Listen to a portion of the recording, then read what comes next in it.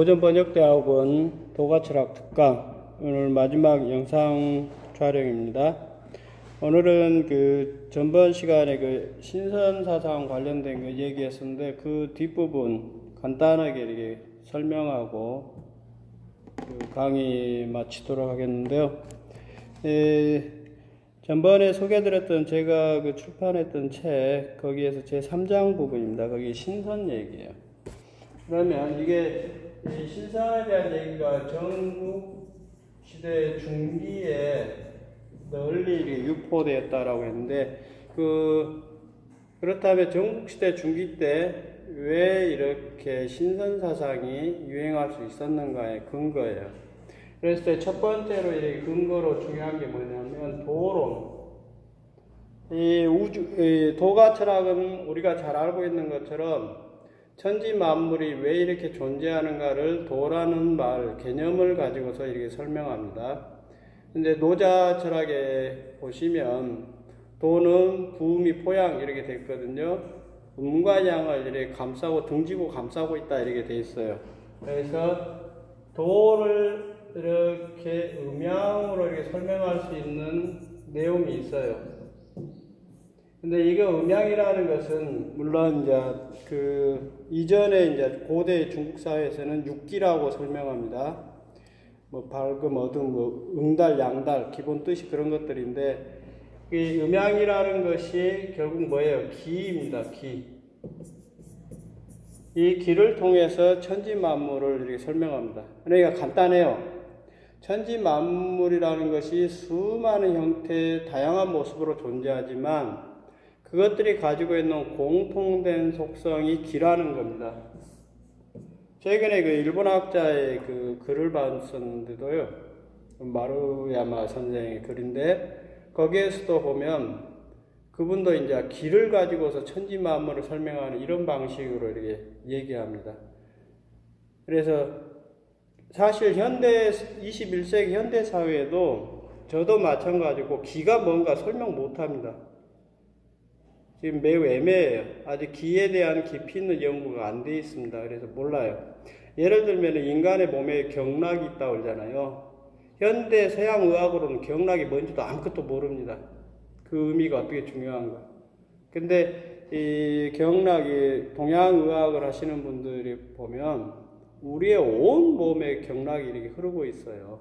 근데 그것이 과학적인 어떤 기계로 이렇게 잡히지가 않습니다. 파악이 안 돼요. 그러니까 그냥 간단하게 무시해버리고 그래요. 근데 그렇지는 않습니다. 근데 예를 들어서 경락하고도 연결 지으면 거기에서도 중요한 개념은 뭐냐면 기라는 걸 통해서 인간의 생명이 활동하는 겁니다.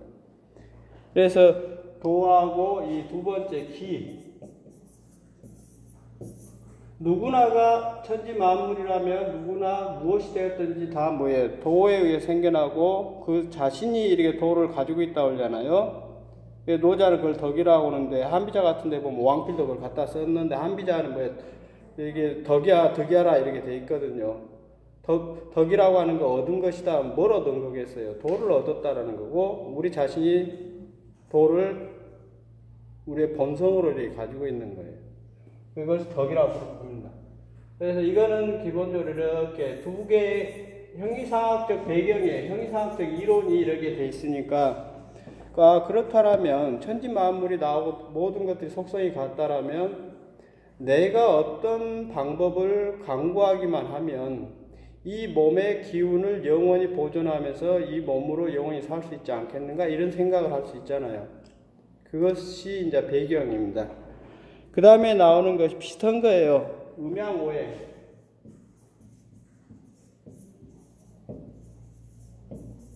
음양과 오행은 이제 어떤 학자의 글 보면은 여시춘추에서부터 음양과 오행이 하나로 이렇게 합쳐졌다 그러는데 오행 같으면 추연의 오행설 있잖아요. 오행설은 상생과 상극설이 있는데 이런 관념들은 이제 관자에 보면 많이 나옵니다. 아무튼 이것들은 뭐예요? 이 세계가 이렇게 5가지의 기본 물질은 아니에요. 물질이라 하기도 어려운 개념인데 요즘은 개념이 맞지 않아요. 아무튼 5가지로 된 대표적인 것들이 이렇게 그냥 물질이라고 우선 쓰고 한다면 이것들이 서로 순환적으로 이렇게 변화하는 것들, 그 기운이 이렇게 바뀌는 것들, 그걸 통해서 만물들의 이렇게 변화를 설명할 수 있습니다. 음양오행으로 이렇게 설명하는 거. 그 다음에 하나가 더 있는 게 뭐냐, 천인가문설이에요.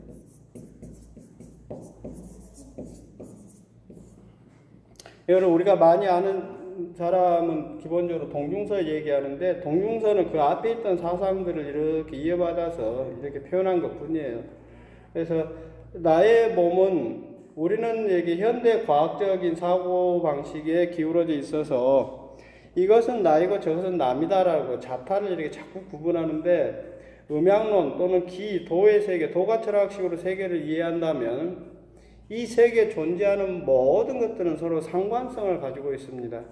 그러니까 우리가 이걸 나의 몸이라고 하지만 나의 몸은 나의 몸이 아닌 밖에 있는 수많은 물질들로부터 이렇게 생명을 유지할 수 있도록 그 음식을 먹고 그러잖아요. 물을 마시고 음식을 먹고 하는 건 외부에서 있는 물질들이에요. 근데 그것들이 결국은 뭐예요? 내가 음식으로 섭취함으로써 나의 몸에 기운으로 들어가는 거예요. 결국은 나와 남이라고 이렇게 구분했지만 궁극적 세계의 가장 밑바탕에 있는 세계로 바라보면 이 세계는 결국 하나예요. 그러니까 이 도가 영원하듯이 나의 몸 자체의 기운을 그런 도와 같이 운행할 수 있으면 나의 몸이 썩지 않고 죽지 않으면서 영원히 살 수 있지 않겠는가, 이런 생각을 합니다. 그래서 이제 이런 이게 불로장생이라는 것, 불사하는 것, 이런 것들이 이제 신선이라는 말로 이렇게 표현되어 있는데, 신선이라는 것이 이런 것들 이제 행상을 배경해서 나온 거고, 여기에서 이 첫째는 이제 외단 부분부터 얘기를 해야 합니다. 이게 외단 부분에서 출발점 뭐냐면 그 삼신산 있죠? 그 바레만 쪽에 있다고 하는 그 복례산부터 해가지고 세 개 산 있지 않습니까? 거기 신선이 살고, 그래서 신선이 사는 곳에 찾아가서 신선으로부터 불로초를 얻으면 그걸 먹으면 영원히 살 수 있다, 이렇게 관념이에요.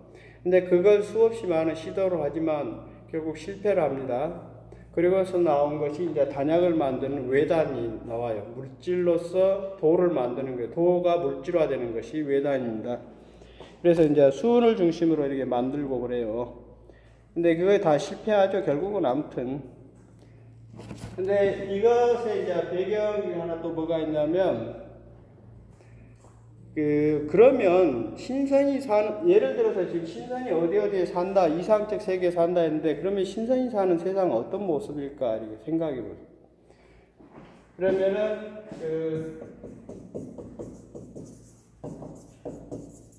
신선의 세계에 보면, 36천, 33천, 9천설, 여러 가지 설이 있는데, 이 세계들이 어디에서 나왔냐면, 이게 불교에서 나오는 겁니다. 불교 세계를 나타내 33천설, 36천설. 근데 그 이상적인 불교 세계에서도, 불교란다. 그 도교의 그 신선 세계에도 보면, 불교에도 33천 부처 있고, 아라함도 있고, 그러잖아요. 그러듯이 보살들 있고, 쭉 단계, 또는 지위의 상층, 하층 이렇게 구분이 되는데, 도교도 마찬가지입니다. 그 본 따가지고, 천계도 33천 또는 36천으로 이렇게 그려놓습니다. 그리고 각 천계마다 다스리는 신들이 다 주어져 있어요. 그거는 뒤에 이제 진령위협도라고 하는 거예요. 동경인가 쓴 그림들이 있습니다. 보시면 충분히 이거 이해할 수 있고, 신들이 수도 없이 많습니다. 그것이 이제 도교의 천계인데, 그것은 불교로 지금 모방했다라는 것 정도고, 우선. 그 다음에 그러면 신선이 사는 그 천계가 그런 모습이면, 그러면 신선이 사는 천계는 어디에 있는가? 신선세계는. 그것이 세 가지 있습니다. 신선이 사는 세계. 그것이 이제 태공설, 첫 번째. 그 다음에 해도설. 세 번째가 산악설입니다. 이게 태공설은 이제 저 하늘 저 위에가 신선의 세계가 있을 거다라는 거고, 그 두 번째는 이제 해도설, 바다 쪽에 있는 거. 아까 얘기했던 삼심산 같은 겁니다. 근데 여기 보면 이제 삼도 십주라고 그래요. 여기에 관련된 거는 운급칠첨을 보셔야 돼요.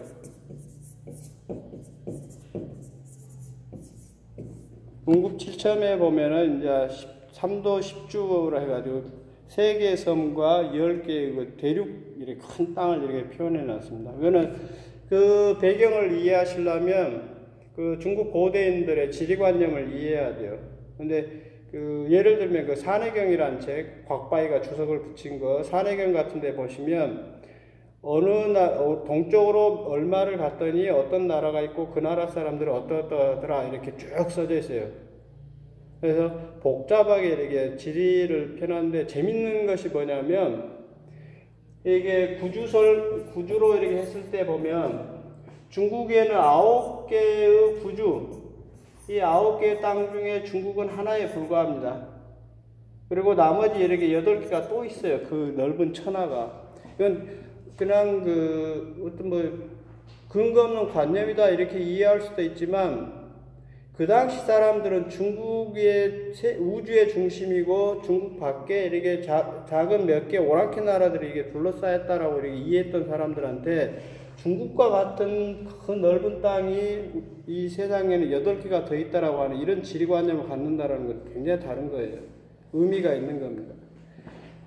그래서 이런 그 지리관념이 확장이겠죠. 이것도 결국은. 아무튼 태공에 있고 바다에 있고 이렇게 쭉 설명합니다. 근데 하늘에 있다라는 건 어떻게 검증해 볼 수도 없는 문제고, 어차피 이 사람들이 중요한 것은 뭐냐면 내가 그 단약이라는 것, 죽지 않는 약을 만들거나 불로초를 얻어서 신선으로서 천선이 되는 건데 그게 현실적으로 이루어지려면 그 세계가 어딘가 있어야 되잖아요. 근데 해도 같은 거 바다 저 멀리 있다고 하면 여기도 갈 수가 없어요. 그 진시황 때 같으면은 그 방사 집단들한테 돈을 줘서 해도에 가서 신선으로부터 이게 불로약을 얻어와라 했는데 그 중에 일부 이제 전설에는 그렇게 되어 있습니다. 풍랑을 만나가지고 일본까지 떠내려가 버렸다고 그래요. 그 흔적이 지금도 있어요. 그 전설이 쭉 내려오는 거. 어쨌든 이것도 실패해요. 그리고 남는 게 지금 이제 제일 현실성을 갖는 것들이 이제 산악설이에요. 그래서 앞 시간에도 잠깐 얘기했지만 산이라는 것은 인간에게 성스러운 곳입니다. 그래서 산이라는 것은 그 함부로 안 들어간다고 그랬잖아요. 그리고 산악이라는 게 중요한 게 뭐냐면 물론 이렇게 하늘과 가장 가까운 것이 산 정상이에요. 그게 이제 첫 번째 의미일 텐데 신성한 곳이고, 또 하나 중요한 건 뭐냐면 이거는 우리가 직접 이렇게 가볼 수 있는 곳이에요. 그러니까 중국이라는 땅 안에 그 인간이 누구나가 가서 수련할 수 있는 그런 신선이 사는 세계가 이렇게 존재한다라고 우리 설정을 하는 겁니다. 그걸 뭐라고 하냐면은 그 대표적인 산들이 이제 여기 보시면 막고야산 있고 이게 하나고, 그 다음에 또 하나가 이제 곤륜산이 있습니다. 막고야산은 이제 장자도 나오죠. 장자에 보면은 처녀와 같은 신선이 이렇게 사는 모습 그려져 있잖아요. 그 다음에 곤륜산 같으면은 그 유명한 누굽니까? 소왕모가 사는 곳이에요.